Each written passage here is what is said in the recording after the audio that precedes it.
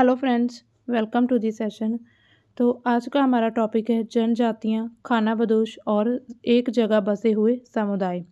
जनजातियाँ कौन थी? जिनके अपना इतिहास था, जिनकी अपनी भाषा थी, जो अपने रीति रिवाज फॉलो करते थे।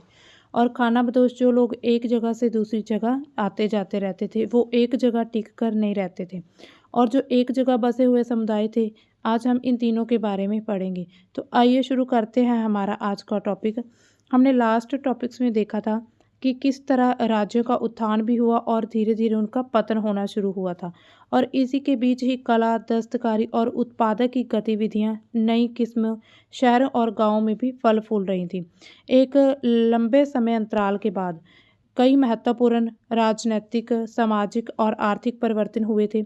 लेकिन ये परिवर्तन जो भी चेंजेस हो रहे थे वो इक्वल नहीं हो रहे थे हर जगह, क्योंकि अलग अलग किस्म के समाज अलग अलग तरीक़ों से विकसित हो रहे थे। तो ऐसा क्यों और कैसे हुए था, ये जान लेते हैं पहले। जो भी इस उपमहाद्वीप के बड़े हिस्से में समाज थे, वो वर्णों के नियम अनुसार वो पहले से ही बटे हुए थे। जैसे ब्राह्मण, क्षत्रिय, वैश्य और शूद्र, इन 4 वर्णों में समाज बटा हुआ था। और ब्राह्मणों द्वारा जो भी ये नियम बनाए गए थे, उनको बड़े बड़े राज्य भी स्वीकार करते थे, उस चीज़ को फॉलो करते थे। इससे ऊंच और नीच और अमीर गरीब के बीच का जो फासला था वो भी बढ़ रहा था। दिल्ली के सुल्तान और मुगलों के काल में जो श्रेणीबद्ध समाज था वो ज़्यादा ही कॉम्प्लेक्स हो चुका था। उस समय की सोसाइटी बहुत ही ज़्यादा जटिल थी। बड़े शहरों से परे जनजातीय समाज कैसा था? दूसरे समाज की तरह उस समय और भी समाज मौजूद थे। जैसे कुछ लोग इन वर्णों को फॉलो करते थे, उनके ब्राह्मणों द्वारा बनाए गए रीति रिवाजों को। लेकिन कुछ लोग ऐसे थे कि जो ये भी कर्मकांड थे, जो नियम थे, उनको नहीं मानते थे। वो अपने ही रूल्स बनाते थे, अपनी ही परंपराओं पर चलते थे। अक्सर ऐसे जो समाज होते थे वो जनजातियाँ कहलाती थी। और जनजातियों की अपनी भाषा थी, अपना एक इतिहास होता है, उनकी अपनी ही एक दुनिया होती है। प्रत्येक जनजाति के सदस्य नातेदारी के बंधन से जुड़े होते थे। जो भी उनके बीच रिश्ता था, ऐसा नहीं था कि अमीर गरीब का ऊंच नीच का रिश्ता था। वो उनकी कुछ ना कुछ रिलेशंस होते थे। जैसे उनकी लड़कियों और लड़कों के आपस में शादी कर देते थे उनके परिवारों के बीच, तो उनसे वो जो उनका रिश्ता जुड़ जाता था, उसी बंधन से वो लोग जुड़े थे। और कई जनजातियां खेती से अपना जीविकोपार्जन, अपना जो भी जीवन निर्वाह था वो खेती से करती थी। कुछ जनजाति लोग शिकारी थे, संग्राहक जो भोजन इकट्ठा करते थे जंगलों से, और पशुपालक थे। और वे अपने जो भी निवास स्थान थे वहाँ पर जो उनको प्राकृतिक संसाधन मिलते थे, उनका पूरा पूरा इस्तेमाल करते थे। जैसे भूमि का, वहाँ पर जो भी वनों में जो भी मिलता है प्राकृतिक संसाधन, उनका पूरा इस्तेमाल करते थे। और इन गतिविधियों का मिला जुला रूप भी अपनाते थे। कुछ जनजातियाँ खानाबदोश भी थीं, जो एक जगह से दूसरी जगह घूमती रहती थी। जनजातीय समाज सामूहिक संयुक्त रूप से भूमि और चरगाहों पर भी नियंत्रण रखते थे। उनका पूरा कंट्रोल था भूमि पर, चरगाह पर, जहाँ पर लोग अपने पशु चराने के लिए भेजते थे। और कुछ खुद के बनाए नियमों के आधार पर परिवारों के बीच इनका बंटवारा भी कर देते थे। जो भी उनके पास संसाधन थे उनका बंटवारा किया जाता था, अपने ही रूल्स में के अकॉर्डिंग वो करते थे। इस उपमहाद्वीप के विभिन्न हिस्सों में कई बड़ी जनजातियां भी फल फूल रही थीं। ये जंगल, पहाड़, रेगिस्तान और दुर्गम ऐसी जगह जहां पर पहुंचना बहुत कठिन हो, वहां पर ये निवास करते थे। कभी कभी जाति विभाजन पर आधारित अधिक शक्तिशाली समाज से भी उनका टकराव होता रहता था। और उनके बीच जो भी लेन देन था वो भी होता था, एक दूसरे पर डिपेंड भी थे। जाति समाज जाति समाज जो जैसे जातियों में बटा था, हिंदू, मुस्लिम, सिख, ईसाई, जो जो भी जातियाँ थी। और दूसरी तरफ से जनजातियाँ जिन ऊंच नीच की, जिनमें कोई जाति नहीं थी, लेकिन उनके जो कुल थे उनके नाम अलग अलग थे, जो आगे हम डिटेल से पढ़ेंगे। और ये जो जनजातीय समाज था, इन्होंने अपनी संस्कृति को भी बचा कर रखा था।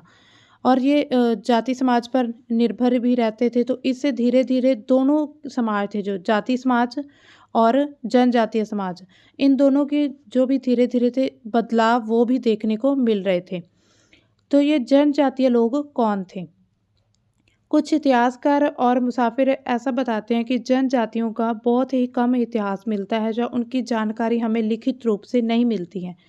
लेकिन समृद्ध रीति रिवाज और वाचिक मौखिक परंपराओं का वो संरक्षण करते थे। और ऐसा अगर उनकी लिखित जानकारी हमें नहीं मिलती, लिखित दस्तावेज उनके रूल्स के, रेगुलेशंस के, उनके जो भी समाज था उसके बारे में, लेकिन फिर भी वो मौखिक तौर पर अपनी परंपराएं वो बरकरार रखते थे और ये परंपराएं हर नई पीढ़ी को विरासत में मिलती थी। जो भी उनकी पीढ़ी दर पीढ़ी चलती थी, उनसे उन्हें जो भी परंपराएं थी वो उनके पीढ़ियों से ही चलती रही थी। आज के इतिहासकार जनजाति का इतिहास लिखने के लिए वाचिक परंपराओं का भी इस्तेमाल करने लगे हैं। जनजाति लोग भारत के हर क्षेत्र में पाए जाते थे।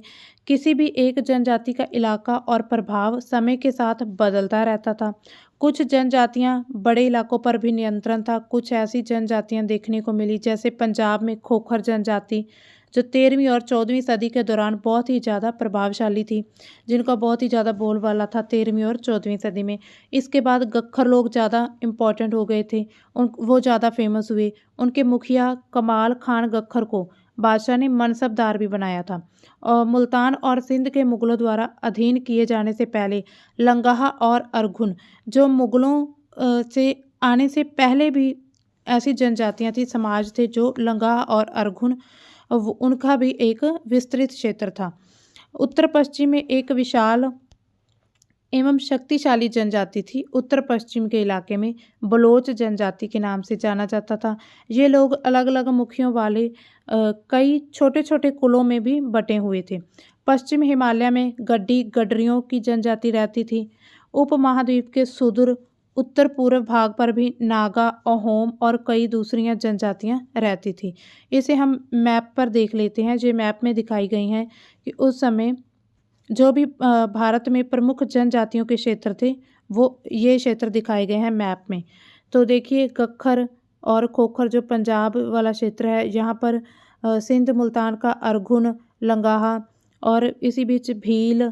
यहाँ पर देखिए अगर तो अहोम है, कोच, खासी और संताल या मुंडा जनजाति, चेर, गोंड, ये सभी बहुत प्रमुख जनजातियाँ थी भारत में। तो ये डिटेल से इसे हम डिटेल से पढ़ेंगे आगे। कुल क्या होते थे? कुल परिवार या घरों के एक ऐसे समूह को कुल कहते हैं जो एक ही पूर्वज की संतान होते हैं। जो जिनके पूर्वज एक होते हैं तो उनकी जो भी पीढ़ी आगे चलती है वो उनका एक कुल होता है। जनजातीय संगठन प्राय नातेदारी या कुल संबंधी निष्ठा पर आधारित होते थे कि उनके बीच नातेदारी होती थी। कुलों के बीच नातेदारी होती थी, जैसे इस कुल की लड़की की शादी दूसरे कुल के लड़के से करा दी, या आपस में कोई भी उनके रिलेशंस थे उससे उनका जो संबंध होते थे। अगर हम प्रेजेंट में बिहार और झारखंड के इलाकों में 12वीं सदी तक चेर सरदारशाहियों का उदय था। जो प्रेजेंट में हम देखते हैं बिहार और झारखंड में, उस एरिया में 12वीं सदी में चेर लोगों का जो भी उदय हुआ था, वो चेर जनजाति बढ़ रही थी, उसका विस्तार हुआ था। बादशाह अकबर के प्रसिद्ध सेनापति राजा मान सिंह ने 1591 में चेर लोगों पर हमला किया था। जो अकबर बादशाह था उसके सेनापति ने, और उन्हें हरा दिया था। उन्हें लूट कर उनका अच्छा खासा जो भी उनका माल था वो सारा इकट्ठा कर लिया, लेकिन वे पूरी तरह फिर भी उन्हें अधीन नहीं बना सके थे, उन्हें पूरी तरह अपने अंडर नहीं कर पाए थे। औरंगज़ेब के समय में मुग़ल सेनाओं ने चेर लोगों के कई किलों पर भी कब्जे कर लिए थे और जनजाति को अपना अधीनस्थ बना लिया था। इस क्षेत्र में रहने वाली महत्वपूर्ण जनजातियां थी मुंडा और संताल थी, और ये उड़ीसा और बंगाल में भी रहते थे।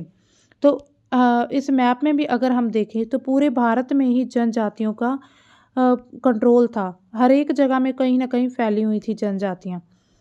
कर्नाटक और महाराष्ट्र में अगर हम देखें तो वहाँ की जो पहाड़ियाँ थी वहाँ पर कोली, बेराद और कई दूसरी जनजातियाँ रहती थी। कोली लोग गुजरात के कई इलाकों में रहते थे और उन्होंने अपने किले भी बनवाए थे। कुछ और दक्षिण में जैसे कोरागा, वेतर, मारवाड़ और दूसरी जनजातियों की आबादी भी रहती थी। तो ये अलग अलग क्षेत्र में दिखाए गए हैं। कर्नाटक में जैसे कोली, महाराष्ट्र में बेराद और भी जनजातियाँ थी। और जो कोली लोग थे वो गुजरात के इलाकों में भी रहते थे और उन्होंने अपने किले भी बनाए थे जो बाद में अंग्रेज़ों के द्वारा तोड़े गए थे। भीलों की बड़ी जनजाति पश्चिम और मध्य भारत में फैली हुई थी। 16वीं सदी तक आते आते उनमें एक जगह बसे हुए खेतिहर और यहाँ तक कि ज़मींदार बन चुके थे। जो एक जगह लोग बसे रहते थे तो वो अपने आप को डेवलप कर रहे थे, तो उनके पास खेती भी अच्छी खासी होने लगी थी और वो ज़मींदार बन चुके थे। तब भी भीलों के कई कुल शिकारी संग्राहक बने रहे थे, लेकिन फिर भी 16वीं सदी में कुछ लोग तो खेती तक पहुंच चुके थे, लेकिन कुछ लोग फिर भी शिकार करते थे और भोजन इकट्ठा करते थे। मौजूदा हम छत्तीसगढ़, मध्य प्रदेश और महाराष्ट्र, आंध्र प्रदेश में गोंड लोग बड़ी तादाद में फैले हुए थे। जो गोंड जनजाति थी, ट्राइब थी, उनका बहुत ही बोलबाला था। यहाँ पर एक चित्र देख लीजिए, रात में भील लोग हिरण का शिकार कर रहे हैं। ये रात का समय दिखाया गया और ये हिरण है, तो ये उनका जो भील जनजाति थी वो शिकार कर रही थी। खानाबदोश और घुमंतू लोग कैसे रहते थे? जो घूमते रहते हैं या खानाबदोश जिनका कोई एक पक्का ठिकाना नहीं था, वो लोग कैसे रहते थे? खानाबदोश चरवाहे अपने जानवरों के साथ दूर दूर घूमते रहते थे। खानाबदोश लोगों के साथ उनके जानवर भी होते थे और उनका जीवन दूध और अन्य पशुचारी उत्पाद, जो भी पशुओं से उत्पाद मिलते थे, उन पर डिपेंड था। वे खेतीहर गृहस्थों में से अनाज, कपड़े, बर्तन और ऐसी चीज़ों के लिए ऊन, घी इत्यादि का विनिमय भी करते थे। तो जो लोग खेती करते थे, जो एक जगह टिक कर रहते थे, उनसे वो अनाज लेते थे, कपड़े, बर्तन, और अब ये क्या देते थे उसे उन्हें घी देते थे, ऊन देते थे, जो भी पशुओं से प्राप्त होते थे उत्पाद, उनके द्वारा आदान प्रदान करते थे उनका साथ। यहाँ पर एक चित्र दिखाया गया है, देखिए, घुमंतू व्यापारियों की श्रृंखलाएं भारत को बाहरी दुनिया से जोड़ती थी। जो भी भारत के बाहर की दुनिया से उनसे उनके ट्रेड होते थे, ये मेवा इकट्ठा करके उनसे ऊँटों पर लादा जा रहा है। ये देखिए, ये मेवा इकट्ठा करके ऊँट पर लाते हैं और फिर ये एक जगह से दूसरी जगह जाते हैं और ऐसे इनका भी एक ट्रेड चलता था। जानवरों पर सामानों की ढुलाई भी करते थे। एक जगह से दूसरी जगह आने जाने में और सामानों की जो भी खरीद फरोख्त करते थे, उसमें यूज़ करते थे ये जानवरों का। बंजारा लोग सबसे महत्वपूर्ण व्यापारी खानाबदोश थे।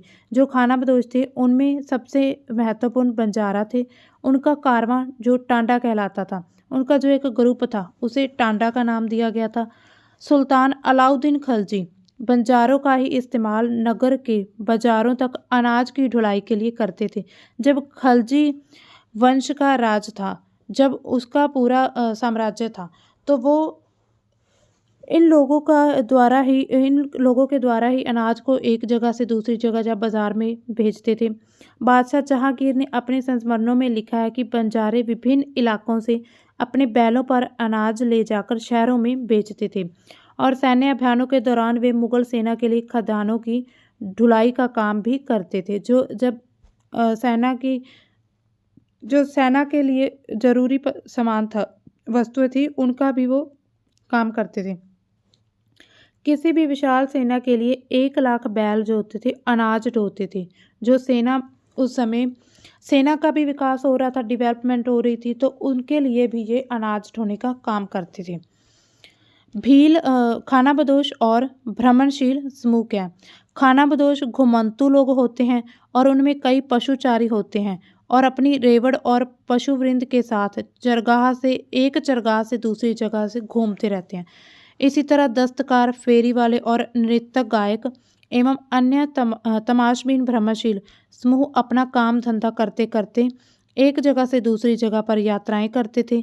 खानाबदोश और भ्रमणशील समूह दोनों अक्सर उस जगह पर लौट आते थे जहां उन्होंने पिछले साल दौरा किया था। तो एक जगह अगर मान लो यहाँ पर 1 साल में आए, तो अगले साल तक घूमते घूमते फिर वापस उसी जगह पर घूमकर आ जाते थे, लेकिन ये एक जगह फिर भी टिक कर नहीं रहते थे। ये बंजारों के बारे में लिखा है, ये हम पढ़ लेते हैं कि 17वीं सदी के आरंभ में भारत में आने वाला एक अंग्रेज व्यापारी था, पीटर मुंडी। उन्होंने बंजारों के बारे में लिखा है कि सुबह हमारी मुलाकात बंजारों के एक टांडा से हुई थी, जिनमें 14,000 बैल थे। सारे पशु गेहूं, चावल, अनाज जैसों से लदे हुए थे और ये बंजारे लोग अपनी पूरी घर गृहस्थी, बीवी, बच्चे अपने साथ लेकर चलते थे और एक टांडा में कई परिवार होते थे। जैसे एक ग्रुप में बहुत से परिवार होते थे। उनका जीने का तरीका भारवाहकों से मिलता जुलता था। लगातार एक जगह से दूसरी जगह जाते रहते थे। गाय बैल उनके अपने होते थे और वो सौदागरों के द्वारा भाड़े पर नियुक्त किए जाते थे। लेकिन ज़्यादातर वे खुद सौदागर होते थे, खुद ही वो सौदा करते थे। अनाज जहाँ सस्ता उपलब्ध होता था वहाँ से खरीदते थे और उसे दूसरी जगह जाकर महंगा बेच देते थे। वहाँ से फिर ऐसी चीज़ लाते थे जो किसी दूसरी जगह से उन्हें मुनाफा हो सके।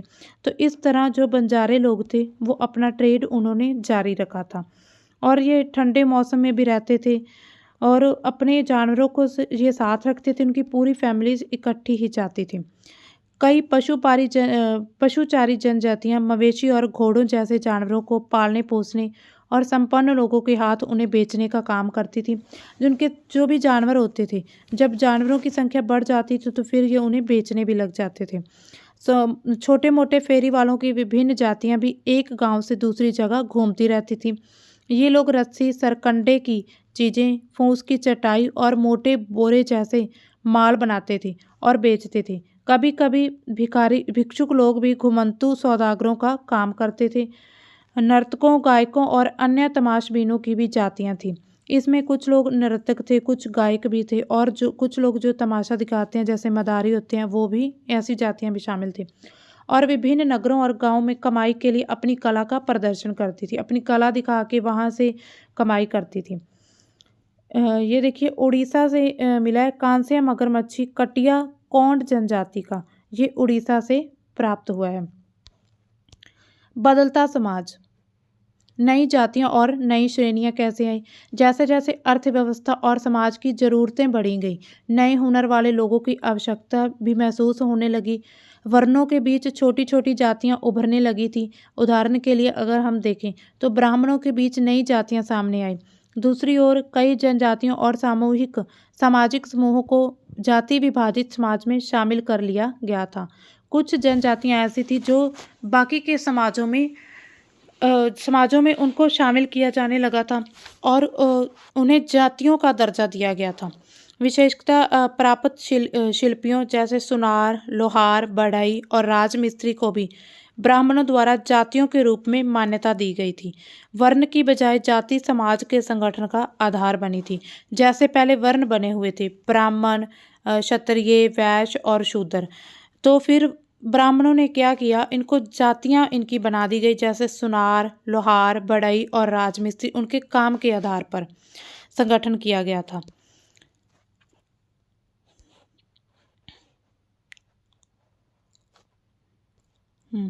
वर्तमान तमिलनाडु के चिरापल्ली तालुक में स्थित उय्यांकोंडन उदेर के 12वीं शताब्दी के अभिलेख मिले हैं, जहाँ पर उन पर ब्राह्मणों की एक सभा की जो भी उनकी बात हुई है, विचार हुआ है, उनका वर्णन मिला है कि रथकार, जो रथ बनाने वाले लोग थे, कि सामाजिक स्थिति पर विचार विमर्श कर रहे थे। उन्होंने इस जाति के कामकाज उन्होंने तय किए खुद से, जिनमें वस्तुकला, रथों और गाड़ियों का निर्माण था, मंदिर द्वारा बनाना, मूर्तियों स्थापित करना और बलि के लिए लकड़ियों से बने साज सामान तैयार करना, मंडप बनवाना और राजा के लिए जेवर बनाना शामिल था। जो लोग रथ वगैरह बनाते थे उनका काम भी ब्राह्मण लोगों ने ही तय किया था। 11वीं और 12वीं सदी तक आते आते क्षत्रियों के बीच नए राजपूत गोत्रों की ताकत में काफ़ी इजाफा हुआ था। वे हूण, चंदोल, चालुक्य और कुछ दूसरी वंश परंपरा से आते थे। तो ये कुछ पहले जनजातियां में आते थे और बाद में कई कुल राजपूत मान लिए गए। तो जो जनजातियां जाति समाज में उन्हें मिलाया गया था, उन्हें शामिल किया गया था, तो बाद में ये राजपूत नाम से भी उभर कर आए हैं। धीरे धीरे उन्होंने पुराने शासकों की जगह ले ली और जो कृषि वाले क्षेत्र थे उन पर भी वो पूरी तरह फैल चुके थे। यहाँ कई तरह के परिवर्तन हो रहे थे और शासकों ने शक्तिशाली राज्यों के निर्माण में अपनी संपदा का इस्तेमाल किया था। शासकों के रूप में राजपूत गोत्रों के उदय का जनजातीय लोगों ने अनुसरण किया था। धीरे धीरे ब्राह्मणों के समर्थन से कई जनजातियां जाति व्यवस्था का हिस्सा बन चुकी थीं, लेकिन केवल प्रमुख जनजातीय परिवार ही शासक वर्गों में शामिल हुए थे। उनकी बहुसंख्यक आबादी समाज और छोटी जातियों में ही जगह बना पाई थी। और दूसरी तरफ अगर हम देखें, पंजाब, सिंध और उत्तर पश्चिम की सरहद की प्रभुत्वशाली जनजातियों ने काफ़ी पहले इस्लाम को अपना लिया था। तो ये जनजातियाँ बाहर के समाज के जो भी धर्म थे, उनके रीति रिवाज थे, उनको भी मानने लगी थी, उनको फॉलो करने लगी थी। क्यों? क्योंकि समय बदल रहा था, उनकी ज़रूरतें बदल रही थी, ज़रूरतों के अनुसार वो भी कुछ अपने में चेंजेस कर रहे थे। वे जाति व्यवस्था को नकारते रहे। सनातनी हिंदू धर्म के द्वारा प्रस्तावित गैर बराबरी वाली सामाजिक व्यवस्था इन इलाकों में बड़े पैमाने पर स्वीकार नहीं की गई। जो भी हिंदू धर्म, जो भी जाति व्यवस्था थी, उनके अकॉर्डिंग हिंदू धर्म, मुस्लिम धर्म, सिख और ईसाई, तो कुछ लोगों ने ईसाइयों को मान लिया था, लेकिन कुछ लोग उनको अभी भी पूरी तरह से फॉलो नहीं किया था। राज्यों की उत्पत्ति जनजातीय लोगों के बीच हुए सामाजिक बदलाव से गहराई से संबंधित है। इतिहास के इस महत्वपूर्ण हिस्से के हम 2 उदाहरण ले रहे हैं, जो गोंड ट्राइब है। 2 ट्राइब्स हैं हम, जिनको हम पूरी डिटेल से पढ़ेंगे, और इसे पढ़ने के बाद हमें कुछ आइडिया हो जाएगा कि उस समय पर जो जनजातियाँ थी, बाकी जनजातियाँ, उनका प्रभाव कैसा रहा होगा। तो ये चित्र देखिए, ये गोंड महिला का एक चित्र दिखाया गया है। स्थानांतरीय कृषि।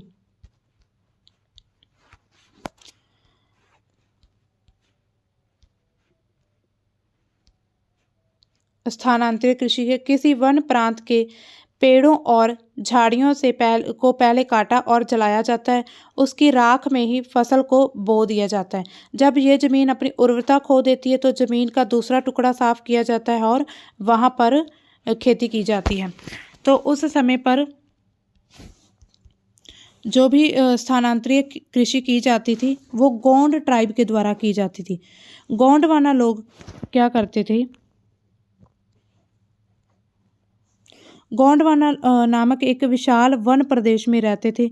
ये स्थानांतरीय कृषि करते थे। जैसे एक जगह उन्होंने खेती की, जब उसकी जो खेती हुई उसको काट लिया, तो उसके बाद जो भी थी जगह जो भी बचा था उनका, जो मलबा वगैरह फसलों का, तो वो जला देते हैं। उसके बाद जो मिट्टी की उर्वरता है वो भी ख़त्म हो गई। फिर दूसरी जगह खेती करते हैं।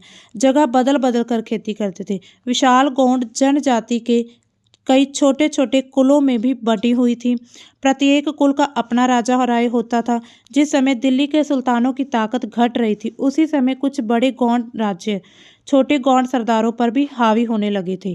तो जैसे दिल्ली के जो उनका घट रहा था प्रभुत्व दिल्ली के सुल्तानों का, तो ये गोंड ट्राइब अपना इनका विस्तार हो रहा था, इनकी शक्तियाँ बढ़ रही थी और ये सरदारों पर हावी होने लगे थे, छोटे सरदारों पर।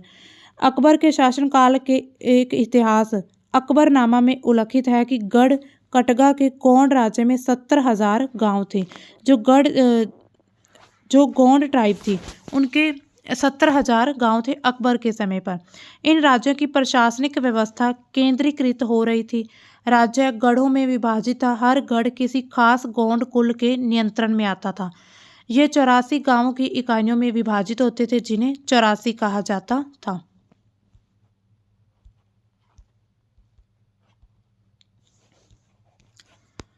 तो इनके जो गांव थे वो 84 गांव बांटे हुए थे, तो इनको 84 कहा जाता। 84 का उप विभाजन भी होता था बरहोतों में, जो 12-12 गांव को मिलाकर बनते थे।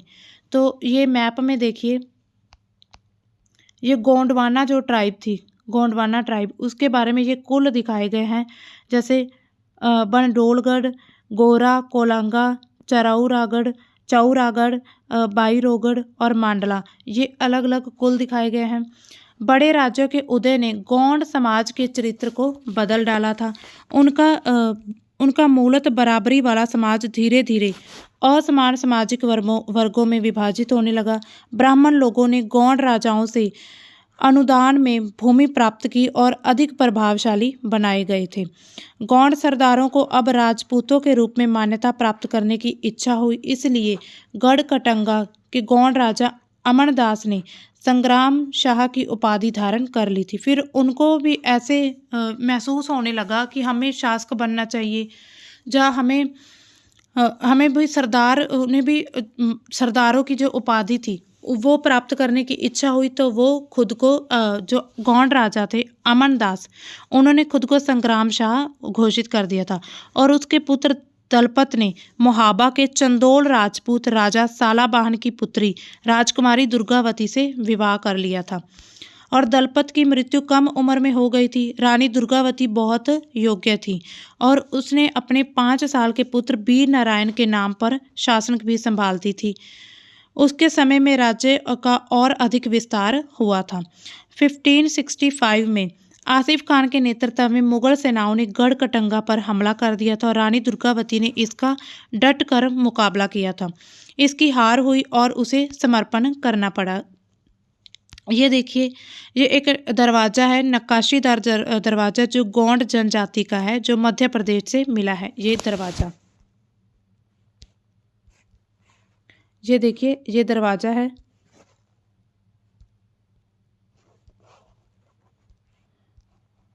ये देखिए, इसको अगर हम जूम करके देखेंगे तो इस पर कुछ ना कुछ ये ड्रॉ किया हुआ है, जैसे ये नक्काशी की हुई है। कला और कला हम देख सकते हैं, उस समय पर भी कला इतनी विकसित हो चुकी थी कि लोग अपने घरों या दरवाज़ों के ऊपर ये चित्र बनाने लग गए थे।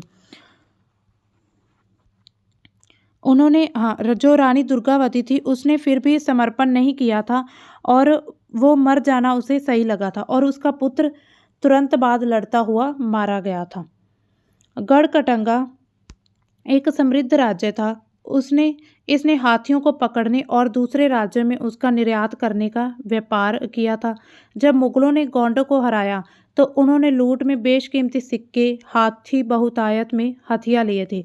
जब वो हाथी बेचकर व्यापार करते थे तो उन्हें वहाँ से जो भी धन मिलता था, सिक्के मिलते थे, उनको मुगलों ने लूट लिया था। उन्होंने राज्य का एक भाग अपने कब्जे में ले लिया और बाकी वीर नारायण के जो चाचा चंद्र शाह थे उसको दे दिया। गढ़कटंगा के पतन के बावजूद गोंड राज्य कुछ समय तक चलता रहा था, लेकिन फिर वे काफ़ी कमज़ोर हो गया था और बाद में अधिक शक्तिशाली जो बुंदेल और मराठा आए थे उनके खिलाफ जो संघर्ष थे वो असफल रहे थे, वो जीत नहीं पाए थे उनसे। तो ये गोंड साम्राज्य के बारे में बताया गया है। असम में लाचित बरफुकन ने मुगल सेना को हराया था।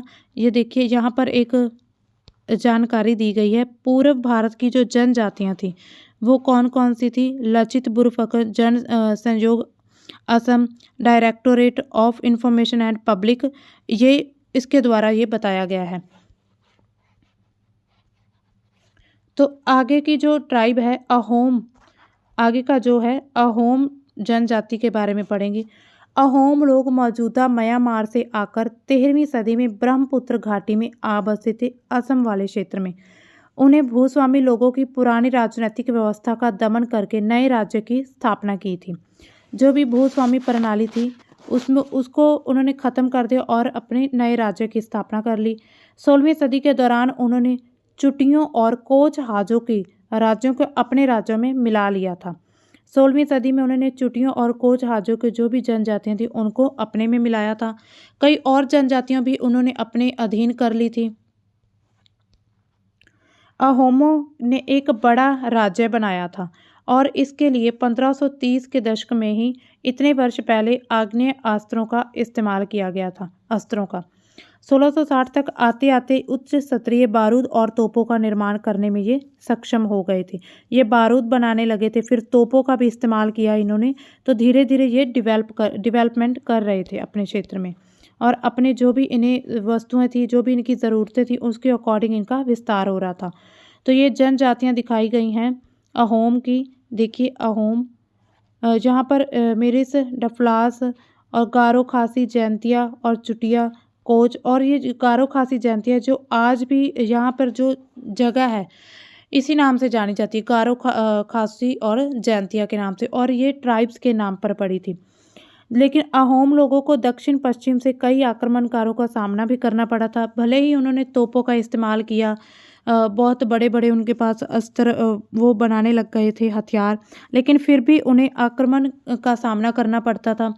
1662 में मीर जुमला के नेतृत्व में मुगलों ने अहोम पर हमला कर दिया था और बहादुरी का सामना करने के बावजूद अहोम लोगों की हार हो चुकी थी। लेकिन उस क्षेत्र पर मुगलों का प्रत्यक्ष नियंत्रण ज़्यादा समय तक नहीं बना था। जो भी मुगलों ने जब इन्हों पर हमला किया तो वो ज़्यादा देर तक इन पर अपना हुक्म नहीं चला सके थे। अहोम राज्य बेगार पर निर्भर था। बिगाड़ क्या था, जबरन जो काम कराया जाता था और उनको उसके बदले में कोई पैसा, कोई भी कमाई नहीं दी जाती थी। जिन लोगों से जबरन काम लिया जाता था वो पाइक कहलाते थे। अहोम राज्यों में एक जनगणना की गई थी। प्रत्येक गांव अपनी बारी आने पर निश्चित संख्या में पाइक भेजने होते थे। इसलिए जनगणना के बाद सघन आबादी वाले इलाकों में कम आबादी वाले इलाकों में लोगों को स्थानांतरित किया गया था और इसी प्रकार अहोम कुल टूट रहा था। 17वीं शताब्दी का पूरा होते होते प्रशासन खासा केंद्रीकृत हो चुका था। जो 17वीं सदी थी तब तक इनका प्रशासन बहुत ही ज़्यादा बढ़ चुका था। लगभग सभी वयस्क पुरुष युद्ध के दौरान सेना में अपनी सेवाएं प्रदान करते थे और दूसरे समय में बांध, सिंचाई व्यवस्था आदि के निर्माण या अन्य सार्वजनिक कार्यों में जुट जाते थे। अहोम लोग चावल की खेती के नए तरीके जो थे, उन्होंने नए तरीकों की खोज की थी। अहोम समाज कुलों में विभाजित था जिन्हें खेल कहा जाता था। वहाँ दस्तकारों की बहुत कम जातियाँ थीं, इसलिए अहोम क्षेत्र में दस्तकारी निकटवर्ती क्षेत्र से आए थे। एक खेल के नियंत्रण में कई गांव होते थे। किसान को अपने ग्राम समुदाय के द्वारा जमीन दी जाती थी और समुदाय की सहमति के बिना राजा तक इसे वापस नहीं ले सकता था। तो कुछ उनके अपने रूल से उन्होंने कुलों में बांटा था। अहोम ने समाज थे जो उनके कुल बटे हुए थे, उन्हें खेल कहा जाता था। वहाँ दस्तकारी जो लोग थे, जो भी हाथ से बने वस्तुओं का उत्पादन करते थे, दस्तकारी, उनकी जातियाँ कम थी। इसीलिए फिर अहोम क्षेत्र में दस्तकार जो थे वो दूसरे क्षेत्रों से आए थे और खेल में कई गांव होते थे जो उनका कुल था। शुरुआत में अहोम लोग अपने जनजाति देवता की पूजा करते थे, उपासना, लेकिन 17वीं सदी के पूर्वार्ध में ब्राह्मणों के प्रभाव में फिर बढ़ोतरी हुई। ब्राह्मणों का प्रभाव ज़्यादा देखा गया। मंदिरों और ब्राह्मणों को राजा के द्वारा भूमि अनुदान में दी जाती थी। शिव सिंह के काल में हिंदू धर्म वहाँ का प्रधान धर्म बन गया था, लेकिन अहोम राजाओं ने हिंदू धर्म को अपनाने के बाद अपनी पारंपरिक आस्थाओं को पूरी तरह से नहीं छोड़ा था। भले ही उन्होंने अपना धर्म बदल लिया था, लेकिन उनकी जो पारंपरिक आस्थाएं थी वो उनको पूरी तरह से नहीं छोड़ पाए थे। अहोम समाज एक अत्यंत परिष्कृत समाज था। कवियों और विद्वानों को अनुदान में जमीन दी जाती थी। नाट्यकर्म को प्रोत्साहन दिया जाता था। संस्कृत की महत्वपूर्ण कृतियां का स्थानीय भाषा में अनुवाद किया गया था। जो भी संस्कृत की कृतियां थी, उनकी जो भी शिक्षाएं थी, उनका जो भी स्थानीय भाषा थी अहोम लोगों की, उनमें अनुवाद किया गया था। बुरंजी नामक ऐतिहासिक कृतियों को पहले अहोम भाषा में और फिर असमिया में भी लिखा गया था।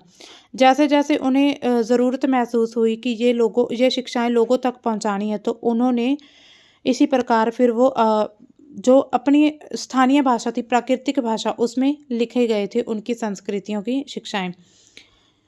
निष्कर्ष क्या निकलता है इन सभी से? जिस युग की आज हम चर्चा करते हैं, उस युग के दौरान उपमहाद्वीप में काफ़ी सामाजिक परिवर्तन हुआ था। वर्ण आधारित समाज और जनजातीय आधारित समाज एक दूसरे के साथ संपर्क में आते रहे और आदान प्रदान ने दोनों तरह के समाज में अनुकूलन और बदलाव की प्रक्रिया चलाई थी। बहुत सी विभिन्न प्रकार की ऐसी जनजातियाँ थी जो विभिन्न प्रकार की जीविकाएं अपनाई थी। कालांतर में उनमें से कई जाति आधारित समाज भी शामिल हो गए थे। जैसे जैसे समय बढ़ता गया या उनकी ज़रूरतें बढ़ती गई, समय बदलने के साथ साथ उनमें जो जाति आधारित समाज था वो भी शामिल होता गया। लेकिन कईयों ने जाति व्यवस्था और सनातनी हिंदू धर्म दोनों को ही नकार दिया था। कुछ तो ना तो जाति व्यवस्था मानते थे और ना ही सनातन धर्म को।